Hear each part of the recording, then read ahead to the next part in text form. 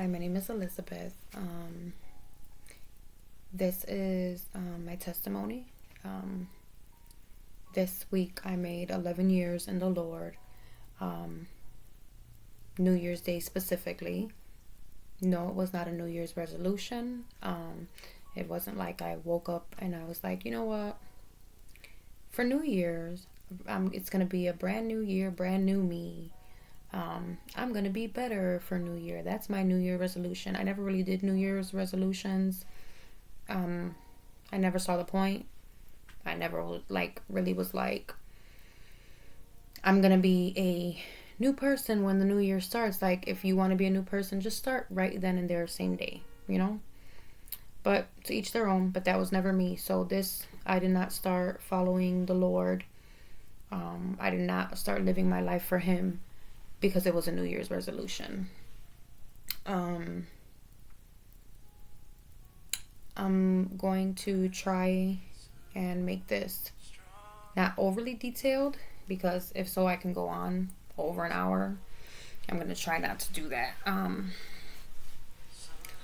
So I guess I'll start with some of my background. When I was a little girl, I used to get dreams from the Lord. I used to see things. I think I wrote a letter to Him once, right? My mom calls me a miracle child, and I know there's a lot of miracle children out there.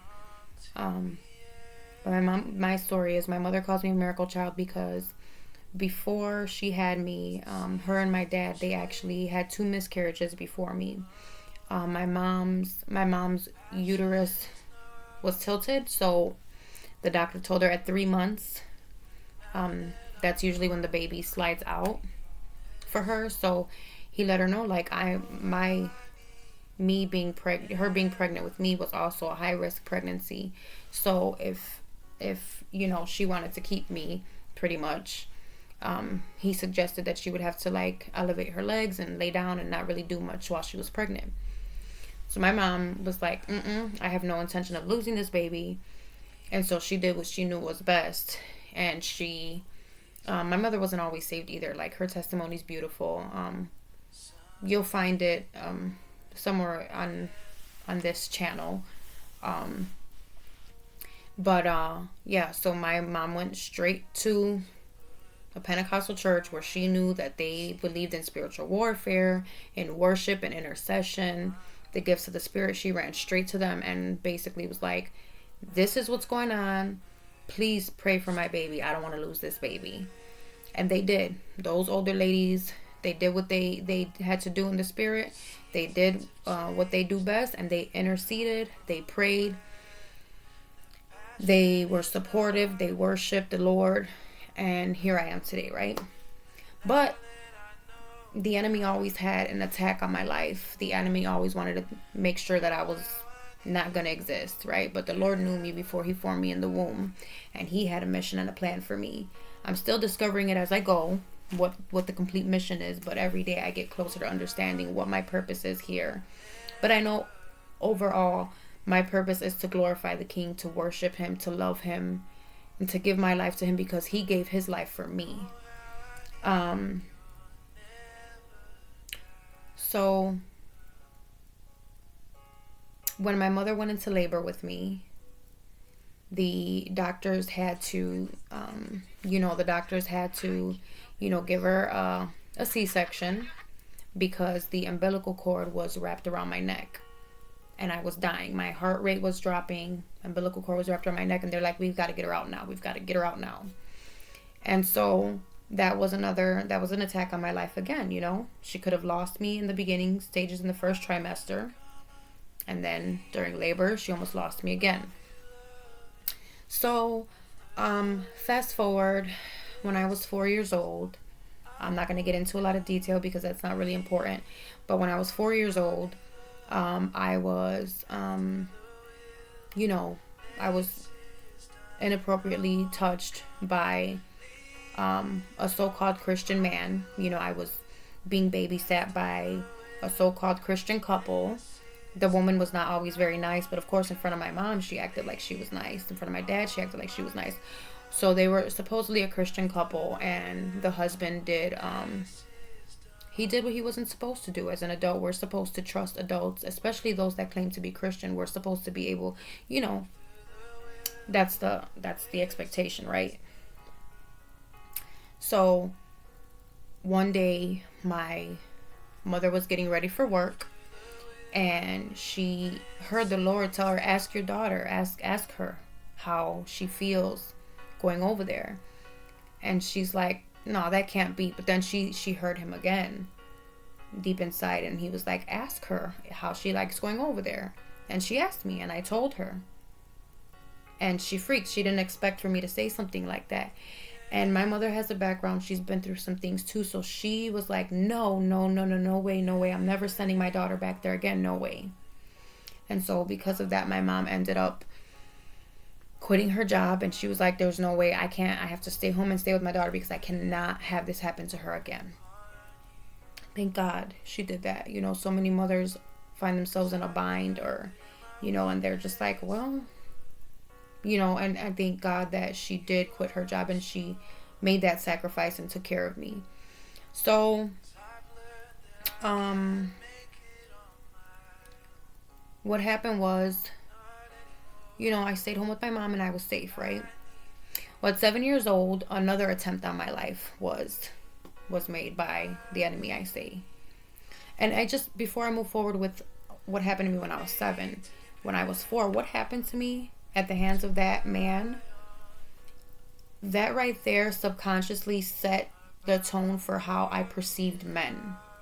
Even though I had my dad in my life, that right there started the toxic view of like, is this how men treat women? Is this what I expect from men? Is this normal? That started it. That's just the base of it. So anyway, back to when I was 7 years old. When I was 7, I was in my uncle's backyard. My uncle stayed with a few roommates, and my dad and I were visiting one day, and they had a pool in the backyard. It was probably about 3 to 4 feet deep. Now, I'm a little person, right? I'm 36 years old, but I'm only 5 feet and a half an inch, not even a full 5'1". And so you can imagine when I was 7 years old about how small I was in comparison to this 3 to 4 foot pool. So I see a floaty in there. It's a cute hot pink Cadillac float. I'm trying to reach it. The men are inside the house. My dad's inside the house with his brother and the roommates. I'm trying to reach for it.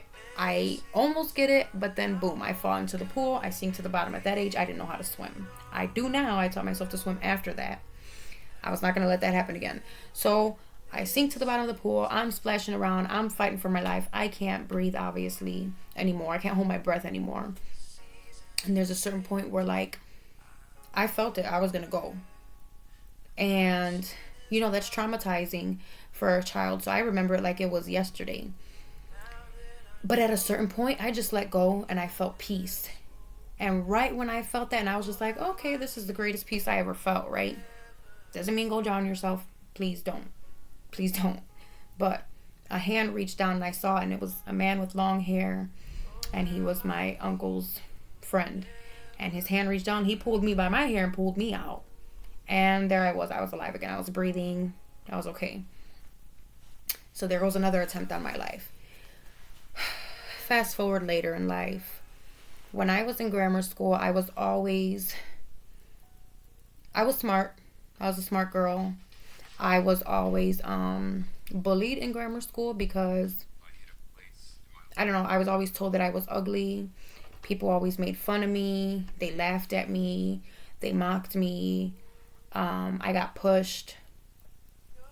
I was the ugly duckling, literally. They would like quack at me. Like I was just the ugly duckling in grammar school, apparently.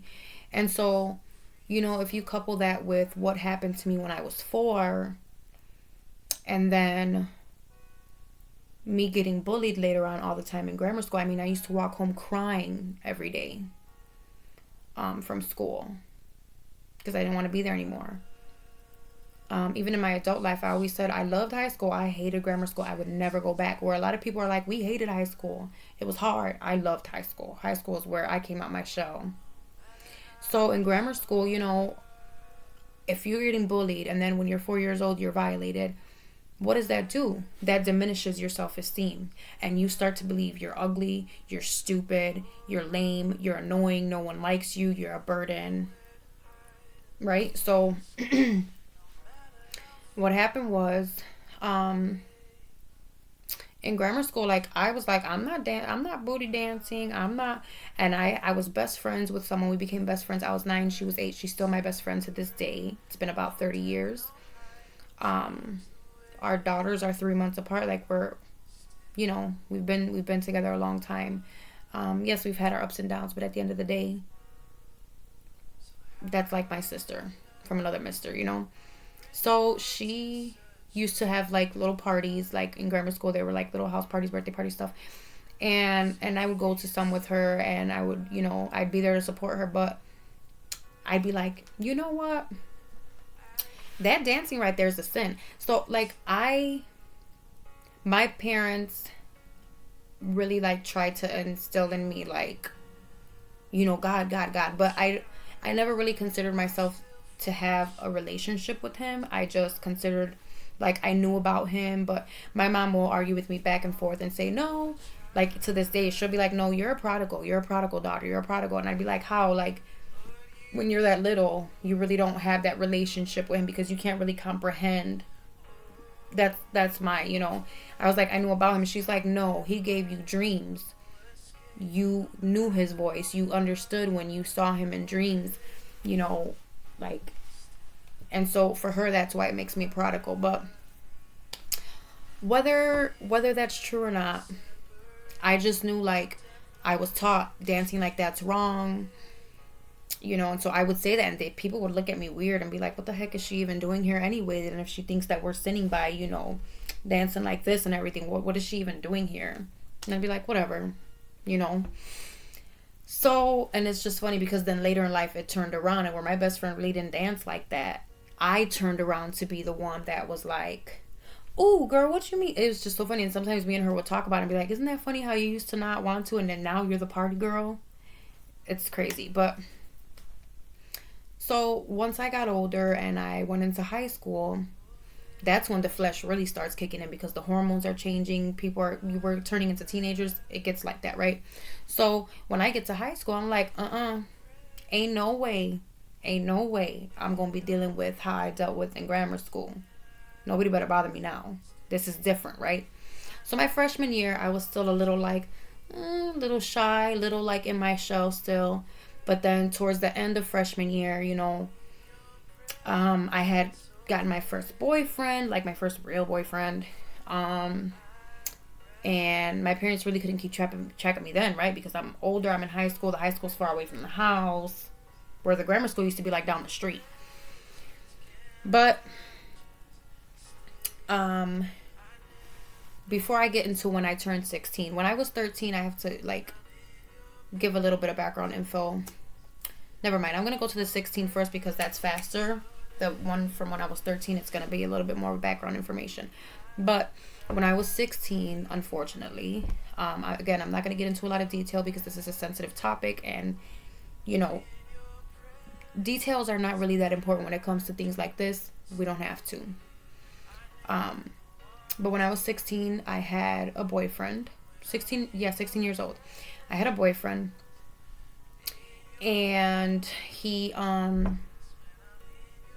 thought I could trust him, right? You're dating someone, you think that you can trust them for sure. Well, he broke that trust, and he violated me. His friends, they were involved as well. I'm not going to get into it. But because of that, that just added on to the trauma of when I was 4. That just added on to it. And so subconsciously, again, there goes another layer of, well, I guess this is just what it is. This is how they are. But I will say that regardless, I didn't stay with him. I didn't want anything to do with him. He went to the same school I went to. I didn't want anything to do with him. I say God delivered me from that situation because I don't remember, and it wasn't that I was all drunk and high or anything like that. I think I was just so traumatized from it. I don't remember how I got home that day. I just knew I ran. I somehow figured out, and I didn't have a cell phone until I was 18. So I was 16. I was out there with no cell phone, none of that, right? I didn't have a cell phone until I was 18.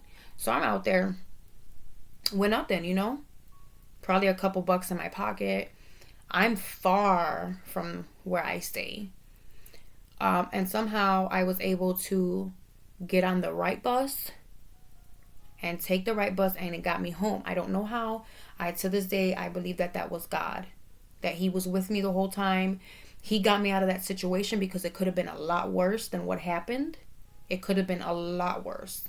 I could have been dead. I could have been kidnapped. I could have been dropped off somewhere. But God got me out of there somehow. No one chased me down. And I got on that bus and I made it home somehow, even though I did not know how to get home.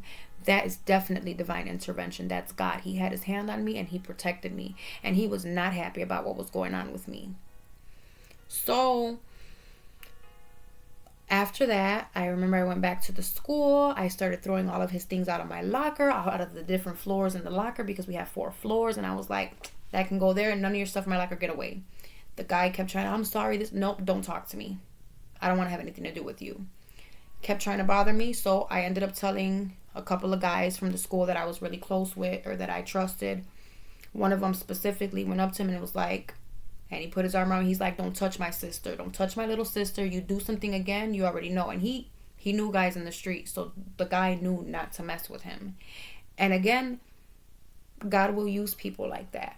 He will use those that are not in him sometimes to protect his children. Even though he protects us himself. But you understand what I'm saying? Like, there's people, whether we want to or not, we're fulfilling his will. And it's only a matter of time if you hurry up and realize and comprehend and understand what side you want to be on. Because at the end of the day, every knee will bow, every tongue will confess that he is Lord. Regardless whether you want or not, he got a donkey to do his will, a rock will do his will. So he used this guy. And once that friend of mine did that, the guy never bothered me again. What happened also did cause me to have some PTSD. But I didn't realize it yet, because all those years I was smoking weed, I was smoking cigarettes, I was doing ecstasy, I was getting drunk. And so all that was doing was masking, all of those emotions. I should have been processing, I should have been healing, I should have been dealing with what I was going through. But instead, I got into drugs and alcohol, and I was just masking everything, numbing myself, right? So many of us do that. And because of those things, also, you, like other people, like anyone who's been through trauma, most of the time what we do is we become risk takers. We don't realize we're becoming risk takers, but we are, because at that point we've been through so much that we don't even care about ourselves. So we become risk takers and we live life reckless. We don't care. And those are like the most dangerous people to themselves and to others they can be, And those people ride. Like, what I'm saying is those kind of people that don't care about themselves, they don't care about anything, they got nothing to lose. So if they get into the wrong hands, they can be a force to be reckoned with. They will be like your best street soldier, your best even a soldier in the actual army, like, because they don't care. They're reckless. They'll throw themselves out there. So they're loyal, they're determined. You know what I mean? So I don't want to get into another topic. That's for another time. But a lot of people probably understand exactly what I'm talking about. So the whole thing that happened with me at 16, again, there goes the enemy trying to cause damage on my life. See, because the enemy knew what I was supposed to be. He knew why God put me on this earth. So what he wanted to do before I fully committed to Christ and fully started walking him, he wanted to damage me as much as he could. So that I felt like I was worthless. I was no one. There's no way God could choose me or use me or love me because I'm dirty. You understand? So, and he does that to so many of us. Don't ever let the enemy make you feel that way. ever. So rewinding to when I was 13, I met my daughter's father.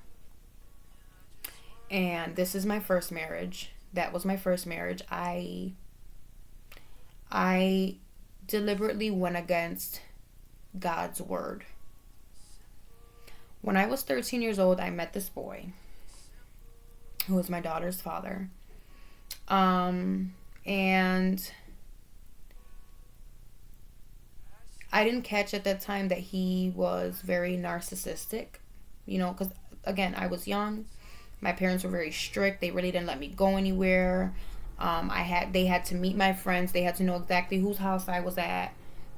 So I really was kind of sheltered, so I didn't really live life like that. And then on top of that, I'm an only child, so I didn't have siblings. So animals were my siblings, pets I had. My best friend was my sibling, and we met on the same block when we were 8 and 9 years old. So anyway, when I was 13, I meet this boy, and I thought he was just great. He was hilarious, whatever. I really hadn't lived life like that. I really wasn't street smart at that time. And I really didn't think people could be evil like that, Plus, we were kids. So we start talking. We have mutual friends. He wants to be my boyfriend. I'm like, no, because I had that fear and respect like we have for God of my parents, that I was like, I don't care how secret I try to keep it. They're going to find out. Don't talk to me. Don't touch me. Oh, no. We can be friends though, but that's it. Right? And I'd like go to other people's houses to call them on the phone because I didn't want to call from my house, because then they would find out that I had a friend that was a boy, and then they would become suspicious, right? But it's good that children have that healthy fear of their parents and that respect. That's a lot of what these kids nowadays are lacking. That's why there's so much crazy stuff going on right now. So at one point, I didn't know that this guy was in a gang. I did not know at that point. I just knew he had friends. And one day he's like, I'm moving to another state. And I don't got time to tell my friends. Can you go tell them for me? Because they're going to be, upset that I didn't tell them I was leaving. But I don't have the time. My mom wants to go now. We have to leave now. Well, I don't know. Again, I'm not street smart. I don't know. So, and I'm all like, oh, puppy love, right? So I do what he says.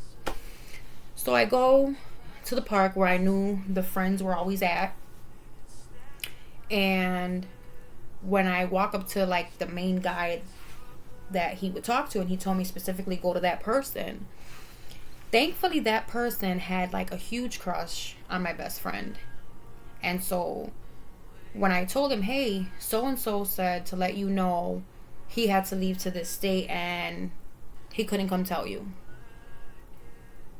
He looked at me and he was like, he's got to be real stupid to send you here. Is he crazy? He just sent you out here? Does he not? Wow.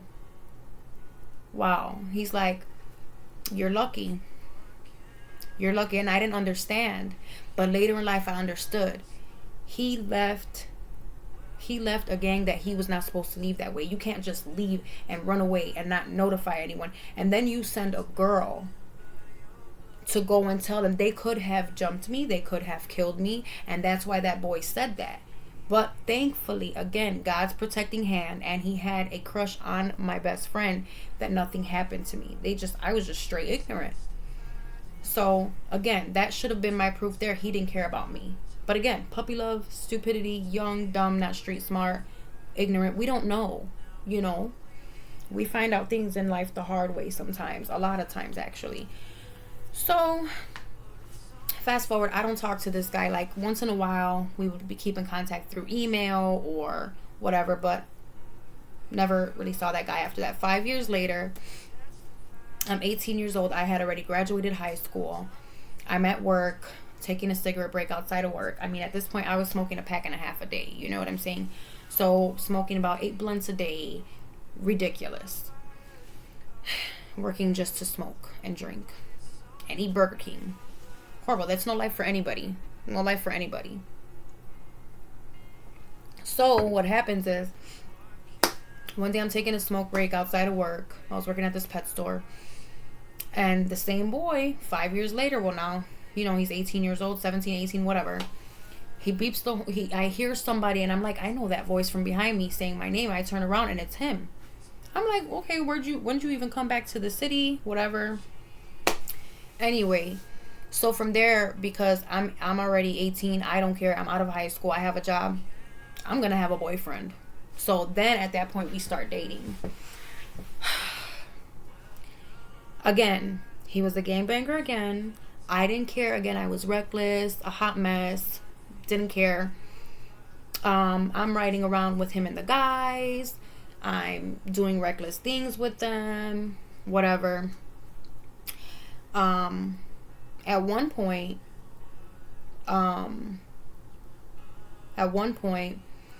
again, remember, I didn't care about myself subconsciously. Like, consciously, I didn't realize it, but subconsciously, I was like, who cares if you die, girl? You crazy anyway. You've been through everything. You got nothing to lose. Be a risk taker. Who cares? You wild. Live on the wild side, And I was. I mean, people called me firecracker. I dyed my hair bright red for 10 years. I was just a little ball of energy. Reckless energy at that. So, what happened was, one day I'm riding around in a car in the hood, right? With him and two other guys. I'm in the back seat. The other two guys on the front, whatnot. We pull into the gas station, right? Because the whole point of this is also to just show another attempt of assassination on my life by the enemy. We pull into a gas station.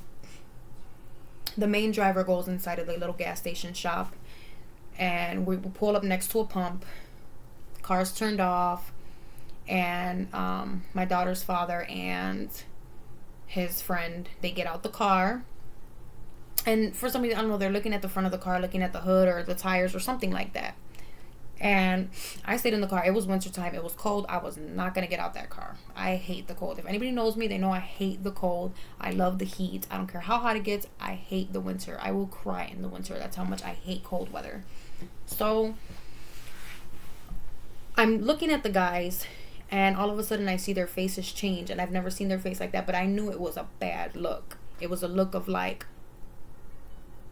I can't explain it, but I knew something was bad. And so when I turn around to look out the back windshield of the car, the back window of the car, I see a guy in the alley, right, like across from the gas station. He's like this, you know what I'm saying? Just black mask covering his face as well, with the gun pointed. And then pop, pop, pop, pop, right? Start coming out. My daughter's father and the friend duck, and they take off running. I duck to the bottom of the car. I'm laying on the bottom of the car. I said, in my head, I said, I am not getting up until a while after I hear them shots stop. And that's what I did. I stayed down, and they stopped for a second, and I wait a little bit. I don't hear anything. I go to get up to peek out the window, and I notice my daughter's father try to peek around the corner to check on me. But when he does, the guy across the alley sees him and pop, pop, pop, starts again. He takes off running down the gangway. I'm back on the bottom of the car. Finally, after some time, the guy stops. He disappears. The guy that was the driver comes out the gas station, and it's like, what the beep beep just happened, right? I'm sitting there like, again, I'm reckless. I'm down with it. I got nothing to lose in life. I done been through stuff already. I get out the car, and I'm Miss Gangster Chick, I'm like, what the do you think happened? Right? I'm not going to use the colorful language I was using back then. And I'm like, because I had a mouth like a sailor and a trucker had a baby. But I'm just like, what the beep, beep, beep do you think happened? Get over here, get in the car, and let's go look for them to make sure they are, and go drive around and find them. I'm over here, and I hopped in the front seat, and I'm telling dude where to go. Mind you, when I got out the car, we're starting to drive, right? We're starting to drive to go look for my daughter's father and the friends to see if they got shot, to see where they're at. And all of a sudden, the car's like, glue, glue, glue, glue, glue, glue, glue, glue, right? We get out to be like, what the heck is going on? Why is the car? We look. The tire right where my head was by when I got to the bottom of the car and I laid down, that tire was completely flat. The bullet had went into it. A little more this way, that would have been my head. That's how much God looks out for his children before we even fully submit to him. Again, I could have been dead. So, the police pulled us over and everything. We could have been arrested. They let us go by some miracle. They thought I was. They actually were starting to be like, you're a lady. Beep. I'm not going to say what gang it was or whatnot. Like, they were literally, I'm like, no, I'm not. They're like, yes, you are. And if you're not, then what are you doing with them? Because you're riding around like you are one. Again, God's hand on my life. So what happened was, fast forward, I ended up getting pregnant from this guy in 2 months. But, I didn't care. I was like, I know him since I was 13. And still with that immature mentality and that trauma way of living and thinking it's okay. So, here goes another attempt on my life. I'm staying with him. Mind you, I'm staying with him and his mother and his sister. We're all living in the same 2-bedroom apartment. And we're actually living in a neighborhood that is the opposite gang he is. That is actually, like, not supposed to happen, right? That's a dangerous situation. He's playing... I'm going to play neutron. For people who don't know what that means, it just means like you're going to pretend that you don't belong to any gang. You're just a regular civilian, right? So, and he was very good at playing con artist, I would say. He's very good at that. So, he really had the opposite gang convinced that he was nothing. So, they trusted him. They used to come over the house. They used to sit on the front steps. They used to let him in on secrets that they probably should not have. I didn't know them, thankfully, but he did. And one day, a girl from his past drove in the neighborhood. She was still, a woman scorned. Whatever he did to her, I don't know. But she let the guys in the neighborhood know he's a liar. Showed them the proof, told them the proof that he was actually from such and such gang. They threw a fit. Of course, right? You betrayed their trust. So, this is how awesome God is. We had recently just found out at that point that I was pregnant. I got into an argument with him and I was like, I cannot live with your mother anymore. I'm going to leave. I'm going to go live with my mom. I can't do this anymore. Your mom's going to make me have a miscarriage. Mind you, I was also carrying my daughter and the doctor told me it was a high-risk pregnancy. I was bleeding early on in my trimester. Even if I had a seat at work, I was bleeding. I ended up quitting my job because I was not going to lose my daughter. So I told him I'm going to leave because your mom's going to make me have a miscarriage. She's driving me crazy. So I go to my best friend's house until I can, get the courage up to tell my mom I got to come back and live with her.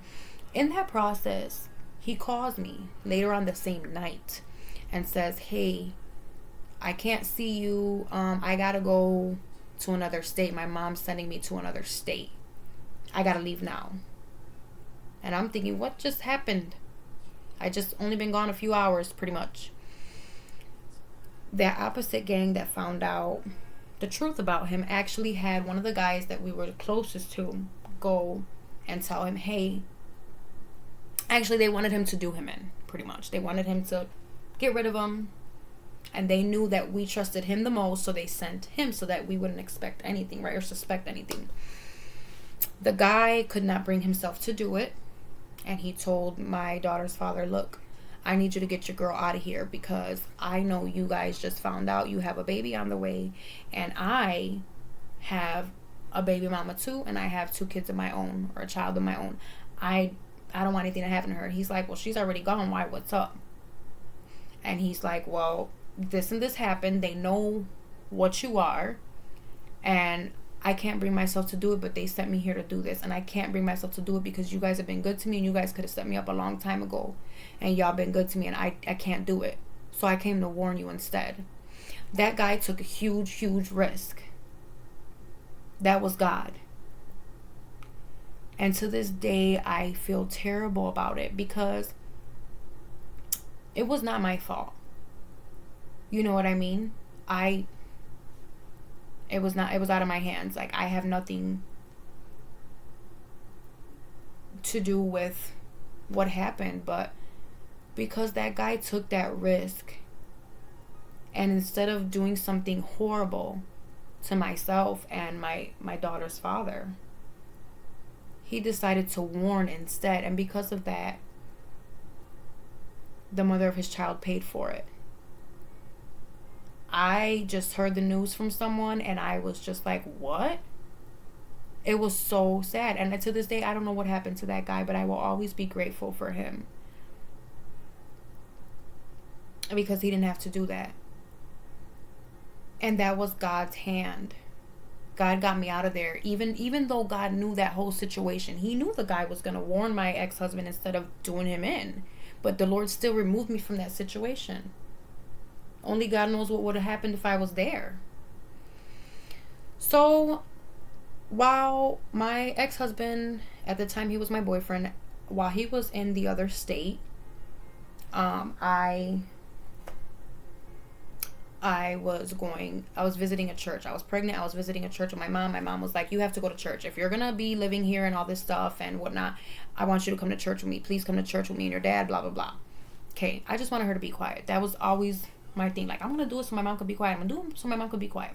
So I start going to this church. It's like right behind their house, pretty much on the next street. A small, like, poor hole in the wall. African American Baptist church. I love them so much. And there was an older woman there. They convinced me to get baptized. I didn't fully understand it, but I did it, you know.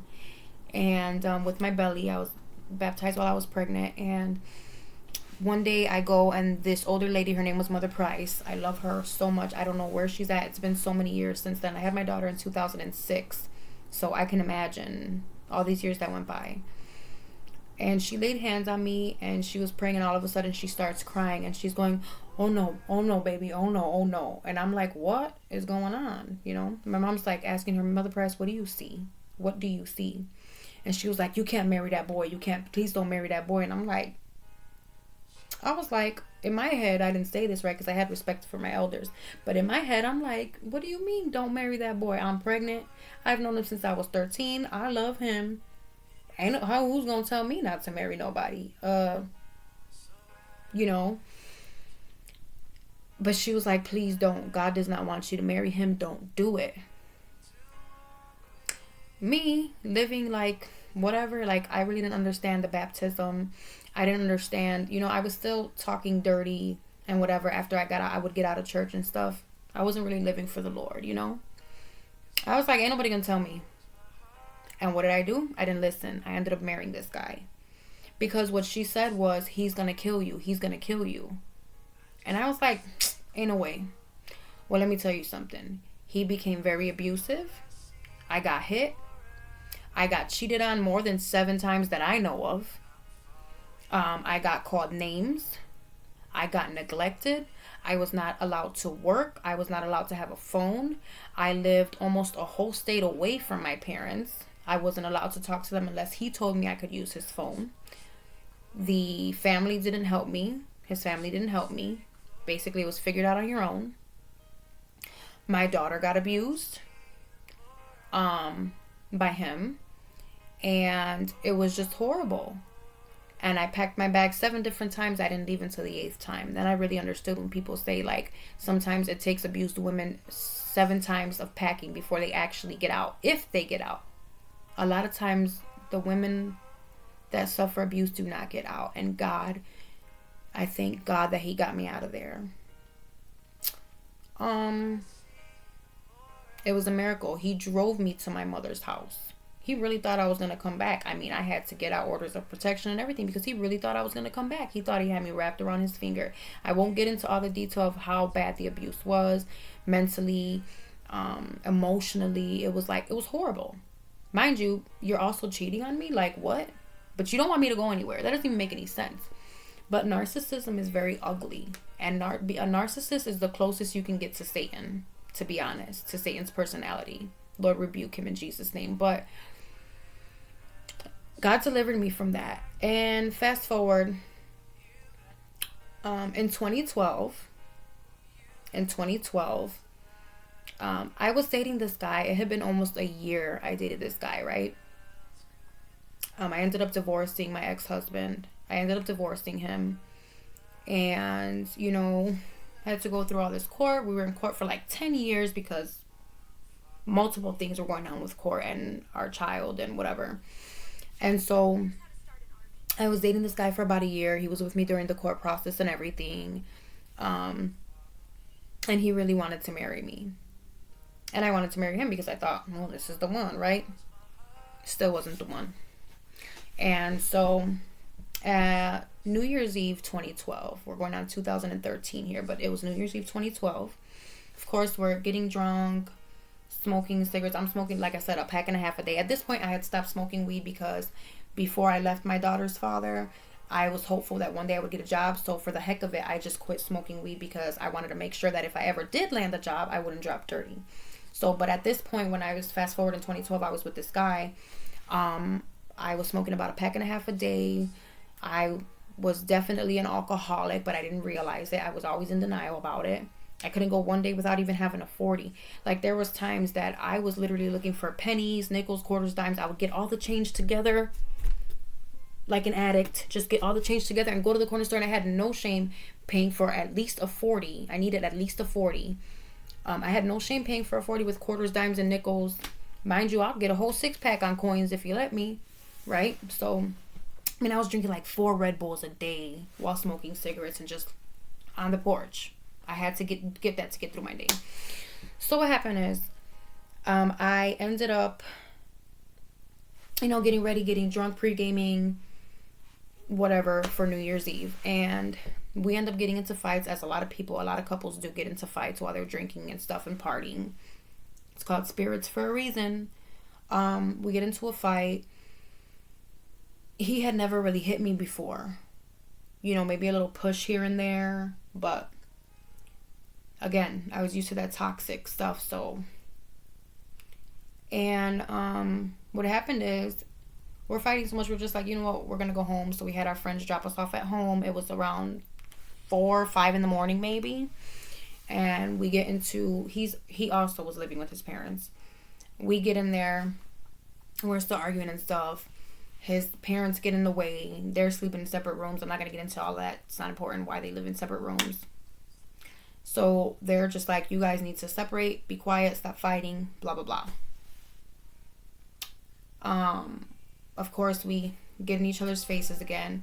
And he just pushes me like super hard. My back went into the doorknob of the door and it hurt me.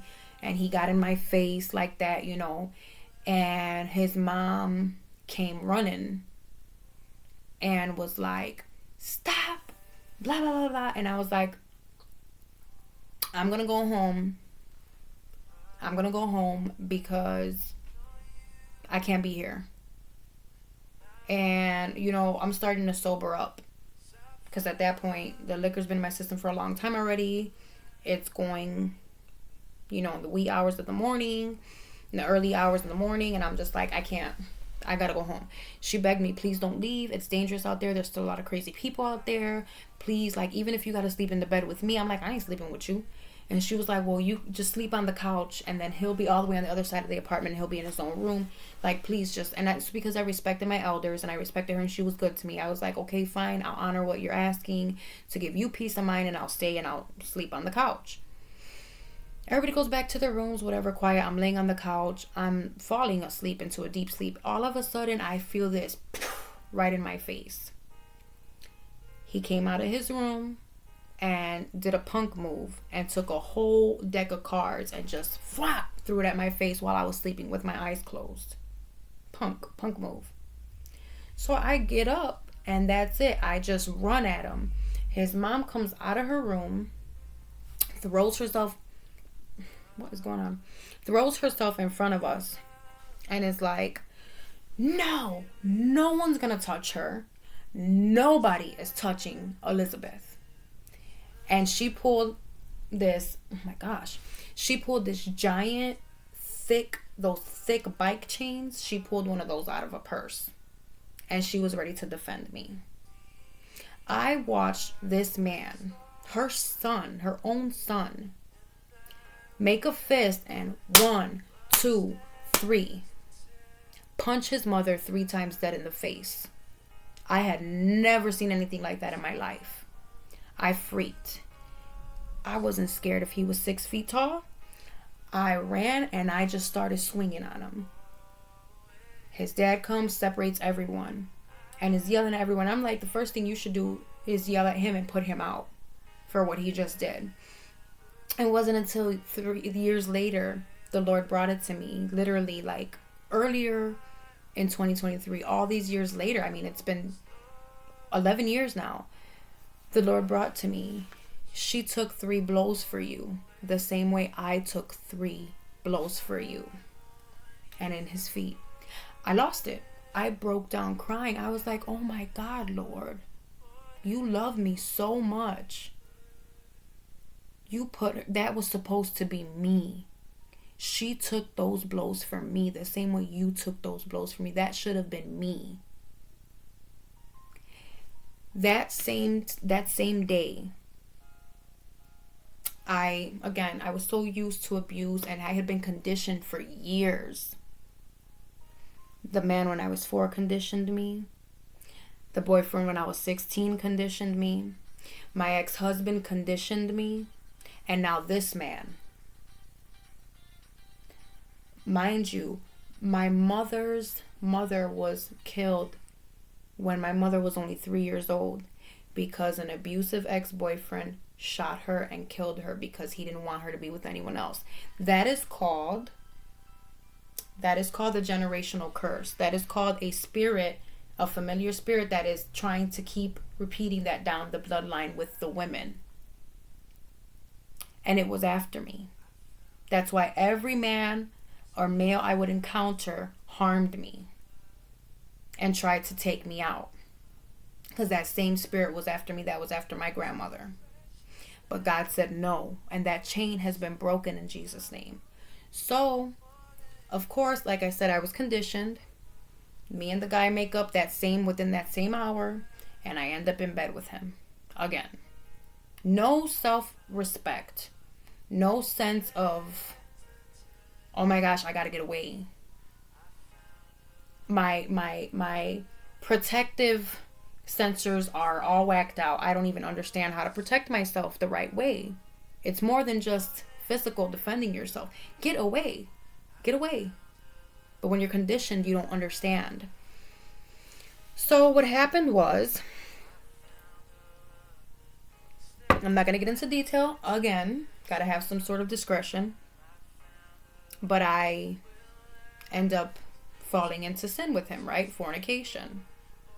Because that's what it is. It's just fornication. I don't care what anybody says. I don't care if you've been together 10 years. You ain't married, you're fornicating. I'm not sugarcoating. I don't care. It is what it is. Scripture's clear. So, in the middle of us fornicating, I hear loud and clear, not hear in my ear, audibly out, what are you doing? I'm like, again, what are you doing? And I wish I could do the voice just like that, but I'm telling you, deep inside, I knew that it was God, that it was God the Father. And I was like, and I looked at him, I'm like, did you hear that? No. He tells me no. But hear what? I'm like, Immediately, I felt like I had cheated on someone, and I've never cheated on anyone in my life.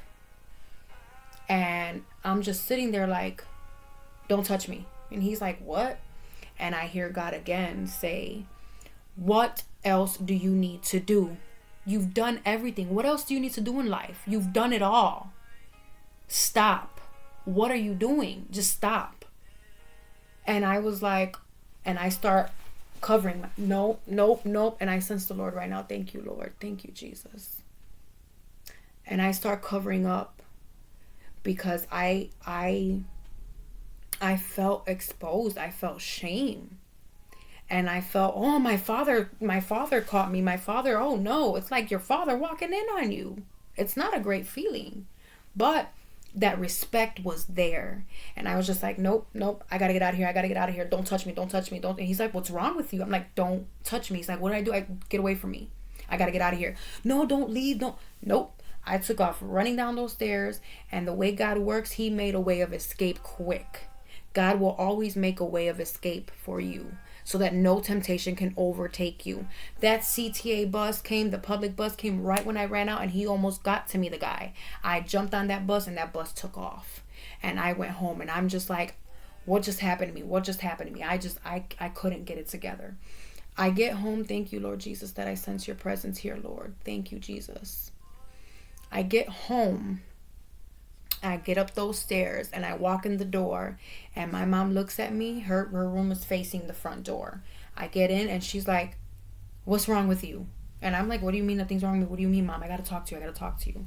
And she's like, your face, you look like you've seen a ghost. I'm like, Mom, I heard God. He talked to me. She's like, what? You gotta be kidding me. Come here and tell me. And I'm like, Mom, I heard him. And I just start crying. And I'm like, Mom, I don't want to hurt him anymore. I've been hurting him. Everything I'm doing, I've been hurting him. Why? How have I been doing that? And so I don't want to drink anymore. I don't want to smoke anymore. I don't want to fornicate anymore. I don't want to go to the clubs no more. I don't want to cuss anymore. I can't do it. I don't want to hurt him anymore, Mom. I can't. And I just start bawling. And my mom's like, oh, thank you, Jesus. And I'm looking at her like, what's... She's like, God, it was you. And I'm like, what are you talking about? She goes, you don't understand. I've been up praying and praying and praying. 4 a.m, I'm tired. I want to go to sleep. And she said, God told me, you better not stop praying. Do not stop praying until your daughter walks through that front door. And she's like, God, I'm tired. She tried to get my dad enlisted in praying, because she's like, God said we got to pray for her tonight or no. And my dad's like, I'm tired. He went to sleep. My mom's up praying, crying, praying.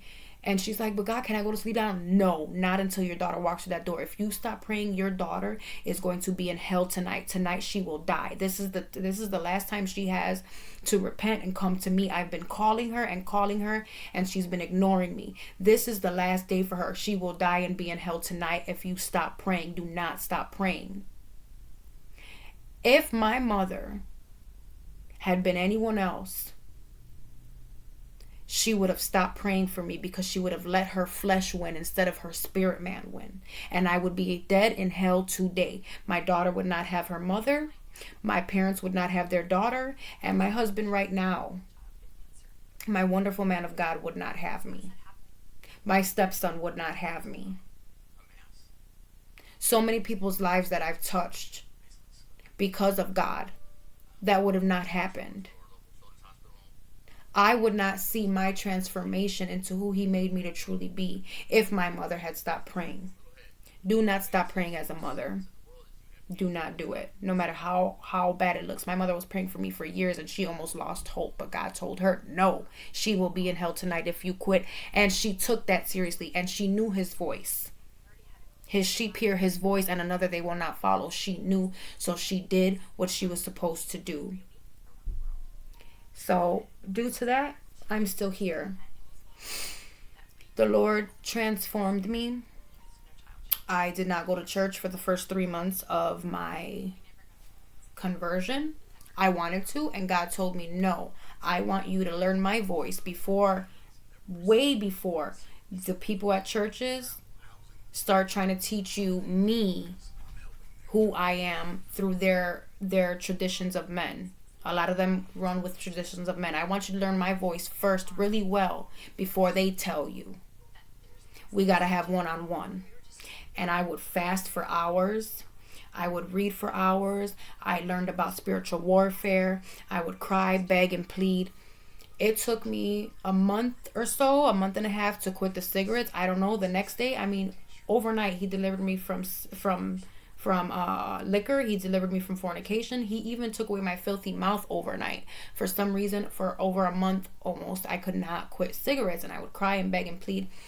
The testimony for that is on my channel as well. I put that out a long time ago, about 5 years ago or so. But I will say it was done supernaturally through a very vivid dream. And after that, I woke up the next day and I had no desire whatsoever to smoke. But I will say that God really has transformed me. He brought me my husband. That other one was not his will. I went against him. And it was horrible. It was horrible. And this man that I'm with is wonderful. He's beautiful. My daughter loves him. He loves my daughter. He's so good to my parents as well. He's so supportive. He's kind. He's loving. His heart is big. He loves to serve. He's after God's heart. He's apologetic. He's not too proud to apologize when he's wrong. He's willing to grow. He studies, he reads the word. He prays with me. He cries with me. In fact, what I went through in life, it hurt him. I watched my husband cry because of what I've lived. That's rare.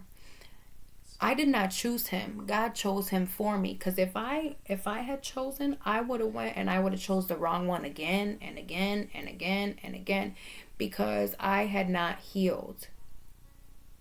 And I was going by the flesh. What the flesh wants is not always good for our spirit man. Never, actually. The flesh is always at war with the spirit. This man that God has brought into my life has taught me that not all men are the same. And that if you wait and you let God choose who is for you, you will avoid a lot of heartache and pain in life. My husband knows what it's like to go through abuse as well. So he understands the impact that it has on someone. So I just that's my testimony. One day you guys will probably hear about the testimony of how me and my husband got together. But God has done a lot of amazing things in my life, and I never thought that this would be me. So thank you for taking the time to listen to my testimony. And I really hope it blesses someone, and it's just nothing matters but bringing glory to his name. Thank you guys for listening.